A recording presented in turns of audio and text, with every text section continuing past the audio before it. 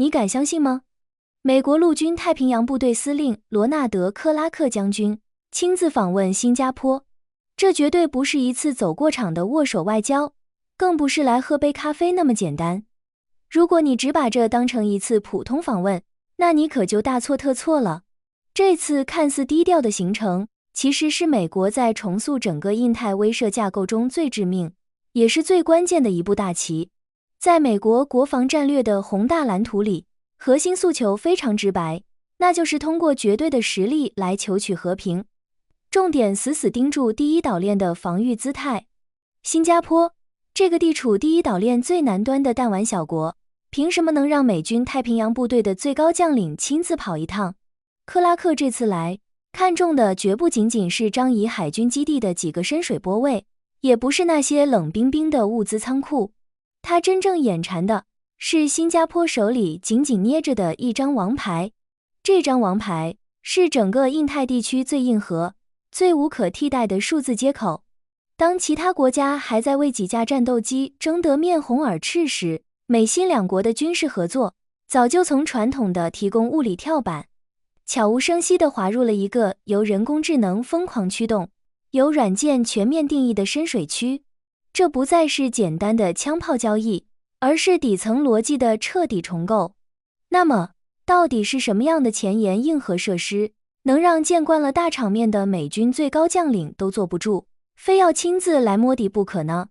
答案就藏在克拉克这次行程的绝对高潮里，也就是新加坡武装部队耗下巨资打造的下一代智能训练城 Safety City。 说到训练场，你脑子里是不是立刻浮现出那些用破沙袋、旧轮胎和几块烂木板搭出来的传统靶场？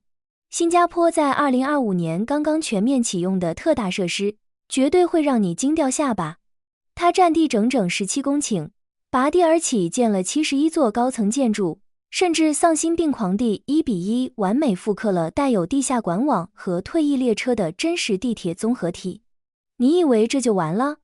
错，这还不是最恐怖的地方。 Safety City 真正的杀手锏是它全境密布的整整 1.1万个智能传感器。你能想象吗？ 1.1万只不知疲倦的电子眼睛，加上遍布每一个阴暗角落的闭路电视，构成了一个极其庞大、极其敏锐的数据采集引擎。在这个被数字天网笼罩的城里，每一个士兵极其细微的战术动作，每一次交火划过的弹道轨迹，甚至是一个战术手势，都会被毫无保留地实时捕捉，瞬间生成一个完美无瑕的数字孪生战场。克拉克将军站在这里看到的，早就不是一场简单的演习复盘，而是一种让人毛骨悚然的全新威慑力，叫做透明度威慑。新加坡正在向全世界传递一个极其冷酷又霸气的信号。在如此复杂、极其容易藏污纳垢的超高密度热带城市里，任何妄图武装渗透的敌人都会面临被超级 AI 高度预测和精确打击的灭顶之灾。你还没开枪，底裤都被看穿了。对美军来说，这里简直就是测试他们最新城市战无人机和决策 AI 的完美实验室。但硬件带来的震撼永远只是表象，真正让美军死死抱住新加坡不放的是更深层、更致命的软件对齐。如果说那 1.1万个传感器是敏锐的神经末梢，那么美新防务合作的真正大脑，此刻正在进行一场史无前例的软件对齐，这才是真正的大招。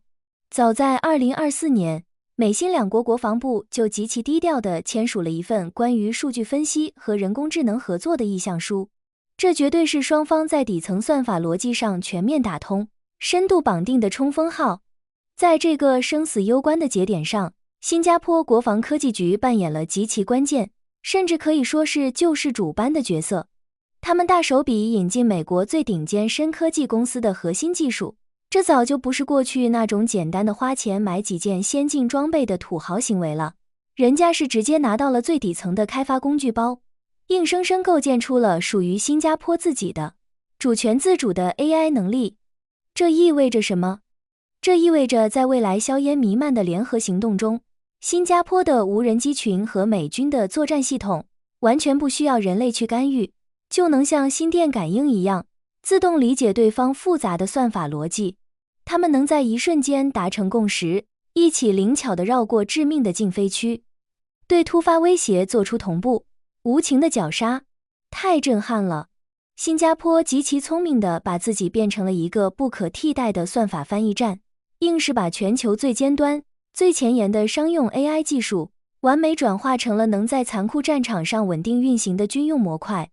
而这种极其罕见的转化能力，正如同蝴蝶扇动翅膀，在整个东南亚撕开了一个大得惊人的商业风口。紧接着，克拉克将军马不停蹄地来到了另一站，极其务实的新加坡战斗勤务支援指挥部。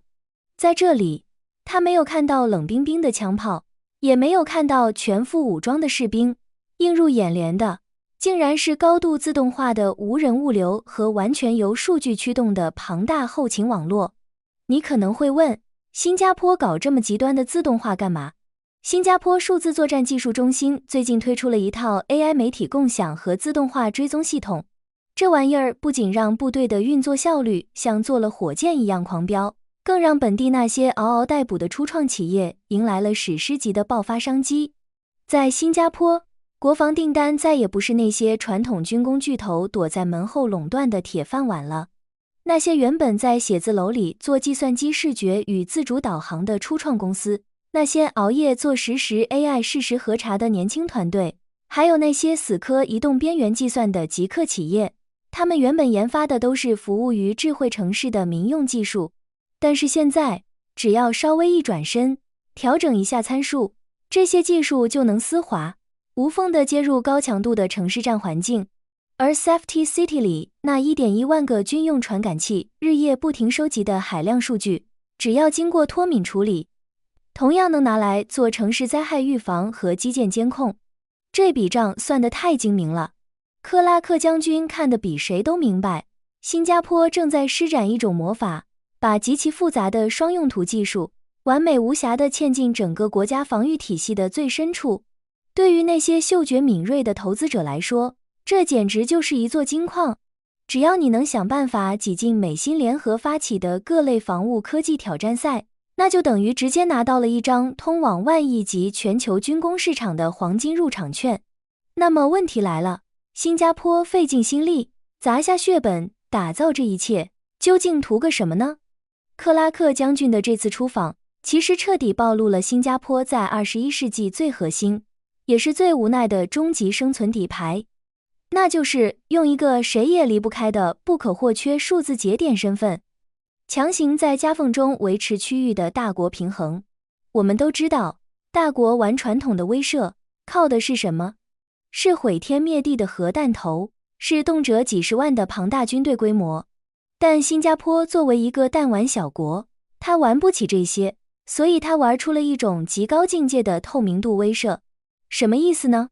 就是通过砸钱砸技术，把全域感知网络做到极致，彻底消除战场的迷雾。你想搞我？对不起，在我的天网下，任何针对我的非正规挑衅都会瞬间无所遁形。